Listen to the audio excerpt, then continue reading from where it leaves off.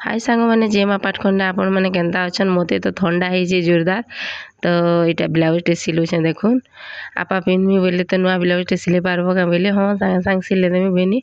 आ सिले दीछे यहाँ बाहरी गलु न आजिका अच्छे आमर अंकुरा रोपण तो हेती लगे आम रेडी गलु आज नवमी तो इन पूजा पाठ करबे हेती लगे का बाहरी बुरा कर समस्ते इरा आछु मंदिर रे जेन भागवत गुड़ी बोलसन आमर इन तो हेन अच्छु आर मंदिर के दर्शन करी आब जाओ बोले मामू पुरोहित मामू बोले तो हेती लगी दर्शन इटा सब कर बाहर मंदिर के जगन्नाथ मंदिर आमर गाँव जगन्नाथ मंदिर देखिपे आप सब बाहरी गलु तो गिनी मुर्दुंग नहीं आनी तो मामू काली खाली क्या हेल्ले जीव महाप्रभु के दर्शन कर बोले बोले गिनी मुर्दुंग आउ आपा शंख आनीगले शंख फुकी फुकी आउछन समस्ते होली शंख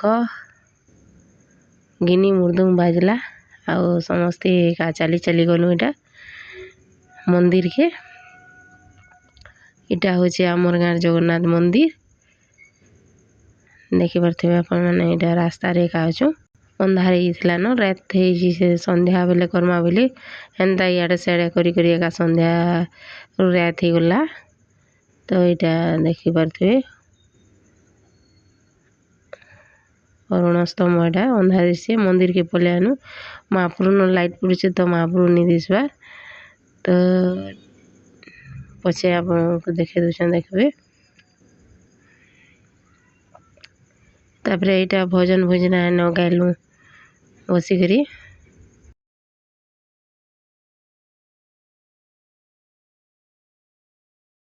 को जदि मोर वीडियो भल लगा लाइक कमेंट शेयर सब्सक्राइब करबे आउ एंता वीडियो आर देखामी 10वीं दिनटा भी देखामी आउ एकादशी भी करूँ एकादशी तो यहाँ आमर उद्यापन अच्छे तो हेती अंकुरा रोपण आज काटिला इटा बेढ़ा बुलब जो बोले बोले बेढ़ा बुलुछु इटा इन वृंदावती ठाने 3 थर बेढ़ा बुलब बोले आउ 3 थर यहाँ बेढ़ा बुलुछु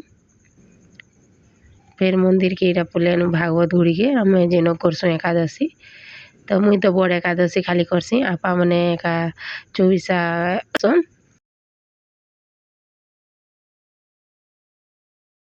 इटा से अंकुरा रोपण करसन आमर इन तो तेले नेका बोलसन से माटी पात्र गोटे उषाटा थीसी सेटा के तेले नेका बोलसन तेल रे का पका हेसी सेटा माटी देकरी तार ऊपर पके करी एटा करछन